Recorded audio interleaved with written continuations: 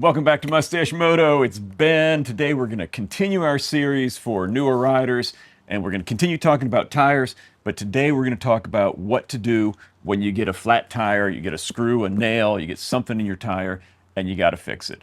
Now, if you're at home, in your garage, that's great. You can take the wheel off, you can go get a new tire put on, you can replace it yourself. I've got videos about how to do that. But if you're on the road, if you're somewhere and you need to get home, you got to figure out how to get the tire fixed. You don't have a spare tire like you do on a car, so you got to plug it, patch it, or something, or you're going to be calling a tow truck, a flatbed to come pick you up, or maybe your buddy with a pickup truck. That's probably the 100% safest thing to do. Some people claim that patching or plugging a motorcycle tire is never safe. I've done it plenty of times. I know lots of people that have done it and ridden thousands and thousands of miles on their bikes on those tires without any issue. Of course, you got to make up your own decision of what you're comfortable with. A couple more considerations when you're deciding whether or not it's safe to plug your tire. One is how close you are to the sidewall. You probably don't want to be within a quarter inch of the edge of your tread. The tire isn't as strong there. And you certainly don't want to try and plug the sidewall of the tire. Those are unsafe. If you had to do it in an emergency situation to get home, that's one thing, but you'd want to look at replacing that tire or patching it from the inside. But even the sidewall, you probably don't want to patch on the inside. It's probably time for a new tire. The other thing is it your front or your rear tire that you're working with? Most of your braking and cornering force is going onto that front tire. If it blows out, it's a much, much more severe situation for you. So you probably want to think long and hard about how you want to patch or repair that front tire as opposed to the rear. The good thing is I've been riding for 30 years. I've got had lots of nails in the rear tire. I've never had a front flat, and most of my friends haven't either. So it's a pretty rare thing, but you want to be real careful about that. So you get a screw in the tire, you want to get home, or you continue your ride. What are you going to do? There are a couple of different options. First is this really convenient, it's called a Dynaplug kit, and it's got a little shaft that comes out and it goes on here. And what you do is you basically just pull out the nail or whatever's in your tire and you shove this in, and then when you pull it out, it leaves this part in, which is an impregnated rubber little snake that plugs up the tire, plugs up the hole, and seals it.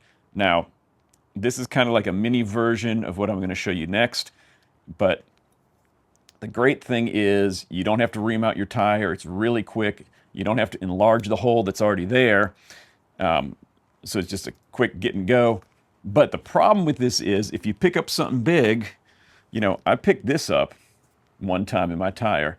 That little tiny snake thing is not going to plug a hole this big. So while this is cool, and I'll link to it, I'll link to all the stuff below, it's not a universal fix. It really depends on what the damage is to your tire. The more universal fix would be your typical tire snake. You call them bacon strips, all sorts of different things, but your standard plug kit. Comes with a reamer to clean out the rubber in the hole once you've removed the offending piece, and then it's got the tool that you put the snake in and punch it through. And I'll show you exactly how this works towards the end of the video. So the last thing would be, the really, really 100% permanent solution. Dismount the tire and put in an actual plug. You scrub down the rubber, you put on rubber cement. This goes through the hole from the inside, so it seals on the inside. You push it in really good. It's got rubber that seals the hole, and then you cut it off at flush. And that is a permanent solution. Now, once you get your tire plugged, you got to put air back into it. If you're lucky, you haven't lost all the air, but even if you did, you got to get it refilled to the right pressure. These are really popular. This is a CO2 inflator. They make these for bicycles as well as for motorcycles. You screw it onto your valve, you screw in the CO2 cartridge, and it fills it with air. Problem is you probably need 2 or 3 of these canisters to put enough air in the tire to really get it up to pressure. And so then you're adding to what you're carrying. And if you didn't get it sealed properly, that air goes away and you're running low on cartridges at that point. The really good thing about these is if you ever have to actually take a tire off to fix it, or you break the bead on there and you have to reseat it, the quick burst of air out of this will do the trick. All right. Next up is the rechargeable kind of Amazon tire pump. These are really good, especially for just adding a little air to your tires, adjusting your pressure. They can take a little while to fill up your tire, but good option to have to keep on the bike. If for some reason you run it low, you could always recharge it if you've got a USB plug on your bike too. And then the last option is Slime makes some small, really compact air compressors that run off of 12 volts. This was one, I actually gutted it, opened it up, and took the pump out to make it even smaller. So this screwed onto the tire. And then what I did is I took the 12 volt socket, the cigarette lighter socket that was on here, and I cut it off, and instead I replaced it with a battery tender type plug. So I got a battery tender hooked to the motorcycle battery. I can plug this in. I use it for my heated vest, but then I've got unlimited air to fill tires with. You want to have the bike running when you do that. One, the pump will run a lot faster because it's at like 14.5 volts instead of 12. And you also don't want to run your battery down and then get into trouble where you got to push start the bike. All right, let's jump in and I'll show you exactly how to put a plug in your motorcycle tire and get you back on the road. First thing we got to do is we're going to have to get this offending screw out of here.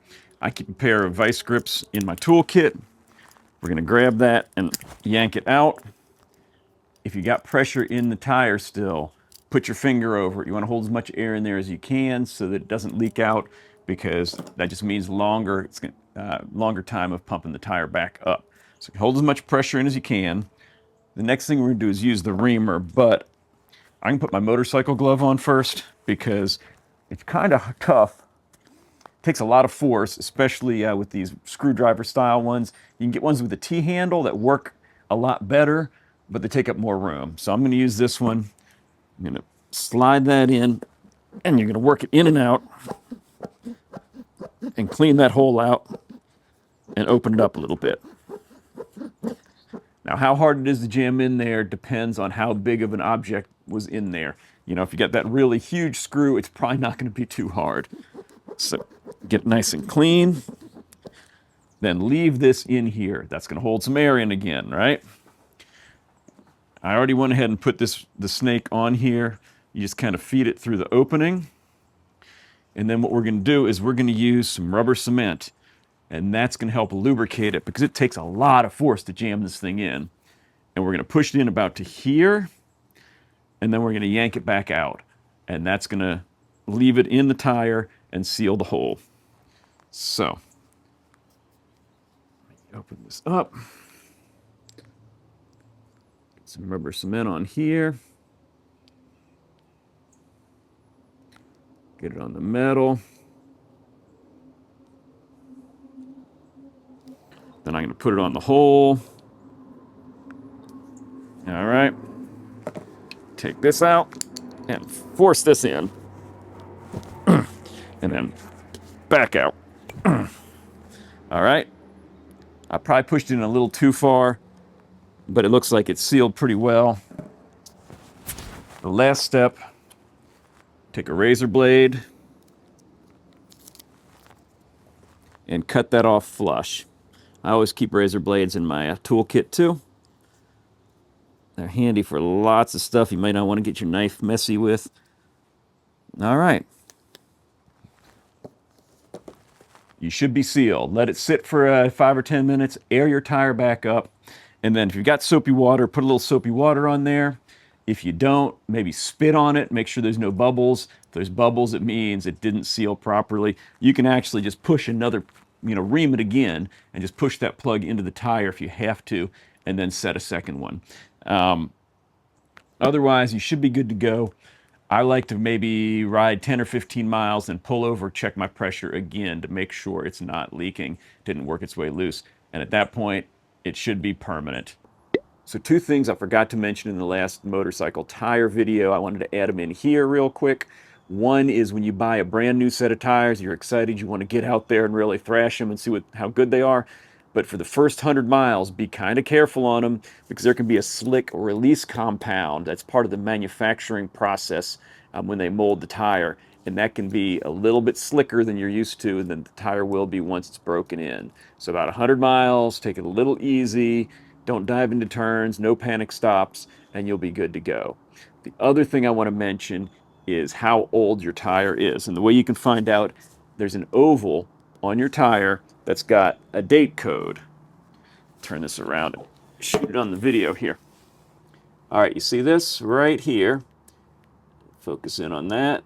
There we go, 1322. What that means is that this was manufactured the 13th week of 2022. So you know exactly how old the tire is or how long ago it was manufactured. Once a tire hits about 5 years, you want to start being a little careful with it and checking it to make sure it's not getting hard and losing pliability. 7 to 10 years, you probably need to get on and replace those tires. That also shows you're not riding enough. You want to get out there and really, really scrub them in, wear them out. All right, and you know how to get back on the road now. Get out there and ride.